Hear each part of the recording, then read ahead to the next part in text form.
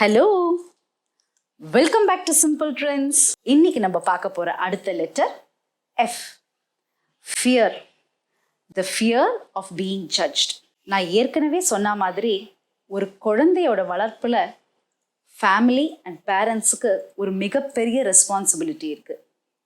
குழந்தைக்கு கிடைக்கிற first recognition அப்படிங்கிறது பேரண்ட்ஸ் கிட்ட இருந்து தான் இருக்கணும். குழந்தை அதை ரொம்ப எதிர்பார்க்கும். குழந்தை எதையாவது முயற்சி பண்ணிட்டு தோத்து போய் வரும் பொழுது, இதெல்லாம் உனக்கு எதுக்கு இந்த வீண் வேலை, நான் தான் சொன்னேனே இதெல்லாம் பண்ணாத அப்படின்னு சர்வசாதாரணமா நம்ம சொல்லிடுறோம். அந்த குழந்தை மனசுல the fear of being judged, 4 பேர் நம்மளை பத்தி என்ன நினைப்பாங்க அப்படிங்கிற அந்த பயத்திலேயே அடுத்த தடவை முயற்சி பண்றதுக்கு ரொம்ப பயப்படும். ஒரு குழந்தை டீனேஜுக்கு வரும் பொழுது அந்த குழந்தை மனசுல நிறைய எமோஷனல் சேஞ்சஸ் இருக்கும். அந்த குழந்தையால ஹேண்டில் பண்ண முடியாத அளவுக்கு எமோஷனல் சேஞ்சஸ் இருக்கும். அந்த நேரத்துல recognition from the family is the first step to build confidence. ஆனா இந்த மாதிரி சம்பவங்கள் அந்த குழந்தை மனசுல ஒரு ஃபியரை உண்டு பண்ணிடும். நம்ம போய் இது அம்மா அப்பா கிட்ட சொன்னோம் அப்படின்னா அவங்க எப்படி ரியாக்ட் பண்ணுவாங்க அப்படிங்கிற அந்த பயத்திலேயே குழந்தைங்க சொல்றதுக்கு பயப்பட ஆரம்பிப்பாங்க. அதுதான் பேரண்ட்டுக்கும் குழந்தைக்கும் நிறைய இடைவெளி, அதாவது அந்த கேப்பை ரொம்ப இன்க்ரீஸ் பண்ண ஆரம்பிச்சிடும். ஓப்பன் அப் ஆகி குழந்தை பேசுறதுக்கு ரொம்ப யோசிக்கிற அந்த ஸ்டேஜ்ல அரவணைச்சு நம்ம எடுத்துக்கிட்டு போக வேண்டியது அவசியம். நம்ம அம்மா அப்பா கிட்ட சொன்னோம் அப்படின்னா நமக்கு சப்போர்ட்டிவா இருப்பாங்க அப்படிங்கிற அந்த கான்ஃபிடென்ஸ் இருந்தாதான் அந்த குழந்தை அண்டர்கோ பண்ற எமோஷனல் சேலஞ்சஸை குழந்தை நம்ம கிட்ட வந்து சொல்லும். அம்மா அப்பா கிட்ட போய் சொன்னா கண்டிப்பா திட்டதான் போறாங்க, இல்ல அடியே விழும் அப்படிங்கிற அந்த பயம் இருந்ததுன்னா குழந்தைங்க சொல்றதுக்கு முன் வரவே மாட்டாங்க. எதுவா இருந்தாலும் தயங்காம என்கிட்ட வந்து நீ சொல்லு அப்படிங்கிறத சின்ன வயசுல இருந்தே நம்ம குழந்தைங்களுக்கு பழக்கப்படுத்தணும். அந்த கான்ஃபிடென்ஸ் அவங்களுக்கு வரணும் அப்படின்னா அதுக்கு நம்மளுடைய வார்த்தைகளும் நம்மளுடைய செயல்களும் ரொம்ப முக்கியம். சின்ன வயசுல நடந்த அந்த இன்சிடென்ட்லயே பரவாயில்ல கண்ணா, இந்த வாட்டி தோத்து போயிட்டா என்ன, திரும்பி ட்ரை பண்ணி பாரு, இல்லைன்னா இப்படி முயற்சி பண்ணி பாரு அப்படின்னு சஜஷன் அந்த பேரண்ட் கொடுத்துருந்தா அந்த குழந்தைக்கும் அந்த ஃபியர் இருந்திருக்காது. குழந்தைங்க நம்மள பயம் இல்லாம அப்ரோச் பண்ற அளவுக்கு குழந்தைங்களுக்கு அந்த கான்ஃபிடென்ஸை கொடுத்து அரவணைச்சு எடுத்துக்கிட்டு போவோம். இந்த டீனேஜ் டர்பியூலன்ஸை கரெக்டா மேனேஜ் பண்றதுக்கு சொல்லி கொடுத்துட்டோம் அப்படின்னா அவங்களோட வாழ்க்கையில வர மேடு பள்ளங்களை ரொம்ப ஈஸியா அவங்க கடந்துடுவாங்க. இந்த வீடியோல நான் சொன்னது எல்லாமே என்னுடைய தனிப்பட்ட கருத்து தான். இது உங்களுக்கு சரின்னு பட்டுது அப்படின்னா கமெண்ட்ஸ்ல சொல்லுங்க. இந்த வீடியோ உங்களுக்கு பிடிச்சிருந்தது அப்படின்னா மறக்காம லைக் பண்ணுங்க, உங்க ஃப்ரெண்ட்ஸ் அண்ட் ஃபேமிலி கூடயும் ஷேர் பண்ணுங்க. Parenting is an art. அரவணைச்சு எடுத்துக்கிட்டு போற குழந்தை கண்டிப்பா சக்சஸ்ஃபுல்லா வரும். சின்ன சின்ன விஷயங்கள் தான், நம்மளையும் அறியாம பண்ற விஷயங்களை மாத்திக்கிட்டோம் அப்படின்னா நம்ம குழந்தைங்க லைஃப்ல ஒரு பாசிட்டிவ் சேஞ்சை நம்மளால கொண்டு வர முடியும். இது குழந்தைங்க கிட்ட மட்டும் கிடையாது, எல்லார்கிட்டையும் தான். இவங்க நம்மளை எப்படி ஜட்ஜ் பண்ணுவாங்களோ அப்படிங்கிறத பயந்து தான் நிறைய நேரங்கள்ல நம்மளோட எமோஷன்ஸை நம்ம வெளியில காட்டிக்கிறதே கிடையாது. அடுத்தவங்க என்ன நினைப்பாங்க அப்படிங்கிறதுலயே நம்ம எதையுமே பேசாம விட்டுடுவோம். பிடிச்சதோ பிடிக்கலையோ சில விஷயங்கள்ல அப்படியே போயிடுவோம். கொஞ்சம் அப்ரோச்சபிளா நம்ம இருந்தோம் அப்படின்னா நம்மளை சுத்தி இருக்கிறவங்க பயம் இல்லாம அவங்களுடைய பிரச்சனையை நம்ம கிட்ட தைரியமா வந்து சொல்லுவாங்க. நம்மளால முடிஞ்ச ஒரு சின்ன ஹெல்ப், பெருசா தீர்த்து வைக்க முடியலன்னா கூட காது கொடுத்து கேட்கலாம் இல்லையா? ஓட்ஸ்ல இருக்கிற ஹெல்த் பெனிஃபிட்ஸ் நம்ம எல்லாருக்குமே தெரியும். ஹை ஃபைபர், நல்ல ஃபில்லிங்காக இருக்கும், அதே சமயத்தில் வெயிட் லாஸுக்கு ரொம்ப ஒரு ஹெல்ப்ஃபுல்லான ஒரு விஷயம். ஆனால் அது எப்போவுமே கஞ்சியாக தான் வச்சு சாப்பிடணும்னு இல்லை. இன்னைக்கு நம்மளோட ரெசிபி செக்ஷனில் டேஸ்டியான ஓட்ஸில் பொலன்னு ஒரு உப்மா பண்ணலாம். எப்படி பண்ணுறதுங்கிறத வீடியோவில் பார்ப்போம். சிம்பிளான டேஸ்டியான இந்த ஓட்ஸ் உப்மாக்கு ஒரு கடாயில் 1.5 டேபிள் ஸ்பூன் நெய் சேர்த்து சூடாக்கிக்கலாம். நெய் சூடானதும் இதில் ஓட்ஸை சேர்த்து ரொம்ப லோ ஃப்ளேமில் வச்சு வறுத்துக்கலாம். நான் இன்னைக்கு 1.5 கப் அளவுக்கு ஓட்ஸ் எடுத்துட்டு இருக்கேன். 4-5 நிமிஷம் இந்த ஓட்ஸை வறுக்கும்போது அது கொஞ்சம் கிறிஸ்பாக ஆகும். இன்னைக்கு நான் யூஸ் பண்ணுறது ரோல்டு ஓட்ஸ் வெரைட்டி. ஓட்ஸில் நல்ல ஃபைபர் கண்டென்ட் இருக்குது. இது கொலஸ்ட்ராலை ரெடியூஸ் பண்ணுறதுக்கும் நல்லது. அதே சமயத்தில் இதை கொஞ்சமாக சாப்பிட்டா கூட ஒரு ஃபுல்லாக இருக்கிற ஃபீலிங் இருக்கும்.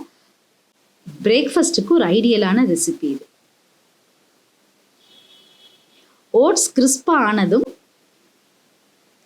அதை ரிமூவ் பண்ணி ஒரு பிளேட்டில் எடுத்து வச்சிடலாம். அதே கடாயில் 2 to 3 டேபிள் ஸ்பூன் அளவுக்கு எண்ணெய் சேர்த்துருக்கேன். எண்ணெய் சூடானதும் 1/2 டீஸ்பூன் கடுகு, 1 டேபிள் ஸ்பூன் கடலை பருப்பு, 1 டேபிள் ஸ்பூன் உளுத்தம் பருப்பு, 1 டேபிள் ஸ்பூன் அளவுக்கு முந்திரி பருப்பு.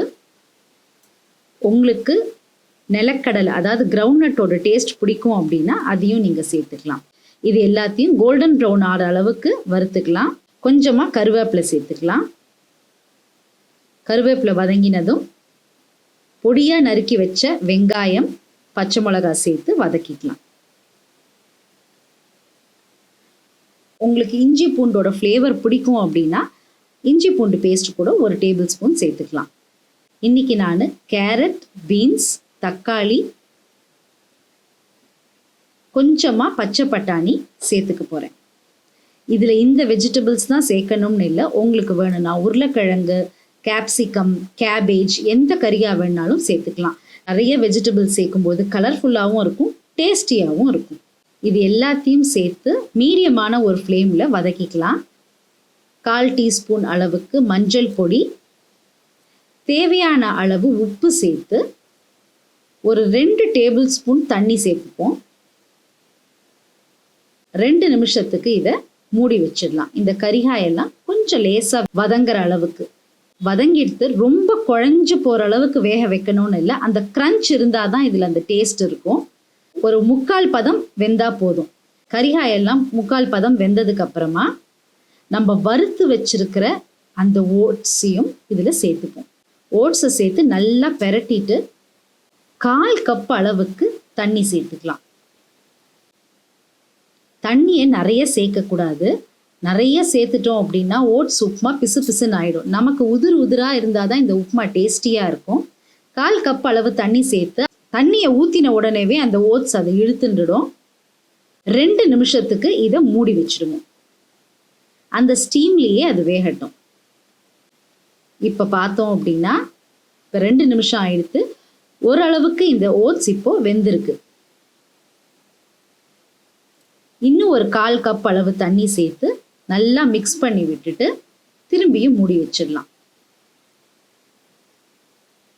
இதில் கொஞ்சம் கொஞ்சமாக தண்ணி சேர்த்து வதக்கும் பொழுது தான் அந்த ஓட்ஸ் உப்புமா நல்ல உதிராக வரும். இந்த 1/2 கப் அளவு ஓட்ஸுக்கு 1 கப் அளவுக்கு தண்ணி போதுமானது. அந்த தண்ணியை ஒரேடியாக சேர்த்துடாம கொஞ்சம் கொஞ்சமாக சேர்க்கும் பொழுது நல்லா பொலன்னு உதிராக நமக்கு ஓட்ஸ் உப்புமா கிடைக்கும். ஒரு 10 to 15 நிமிஷத்துக்குள்ள இந்த உப்புமாவை நம்ம ரெடி பண்ணிடலாம். எப்பவுமே ஒரே மாதிரி இட்லி தோசை இல்லாமல் வித்தியாசமான இந்த கலர்ஃபுல் டேஸ்டி ஓட்ஸ் உப்புமாவை ட்ரை பண்ணி பாருங்க. நம்ம சேர்த்த தண்ணி எல்லாத்தையும் அந்த ஓட்ஸ் இழுத்துட்டு ஆனால் ரொம்ப குழஞ்சு போய் மேஷ் ஆகலை. ஆனால் இப்போ தொட்டு பார்த்தோன்னா நமக்கு தெரியும் இந்த ஓட்ஸ் நல்லா வெந்திருக்கு அப்படின்னு. 1 நிமிஷம் அளவுக்கு லோ ஃப்ளேமில் ஓப்பன் பண்ணி இந்த ஓட்ஸை பெரட்டிக்கலாம். இன்னும் நல்லா பொலன்னு வரும். அடுப்பை ஆஃப் பண்ணிவிட்டு பொடியாக நறுக்கி வச்ச ஃப்ரெஷ் கொத்தமல்லியை சேர்த்துப்போம். இந்த டேஸ்டியான ஓட்ஸ் உப்புமாவை காரசாரமான ஊறுகாயோடு இன்றைக்கி நாங்கள் சாப்பிட போகிறோம். இதை ட்ரை பண்ணி பார்த்துட்டு உங்களுடைய ஃபீட்பேக்கை கமெண்ட் செக்ஷனில் சொல்லுங்கள். இன்னும் இந்த வீடியோவை நீங்கள் லைக் பண்ணலை அப்படின்னா மறக்காமல் லைக் பட்டனை ப்ரெஸ் பண்ணிவிடுங்க. சப்ஸ்கிரைப் பண்ணாதவங்க சப்ஸ்கிரைப் பண்ணி பக்கத்தில் இருக்க பெல் ஐக்கானை அழுத்திடுங்க. அடுத்த வீடியோவில் அடுத்த லெட்டர் இன்னும் ஒரு இன்ட்ரெஸ்டிங் ரெசிபியோட உங்களை மீட் பண்ணுறேன். அது வரைக்கும் பாய்.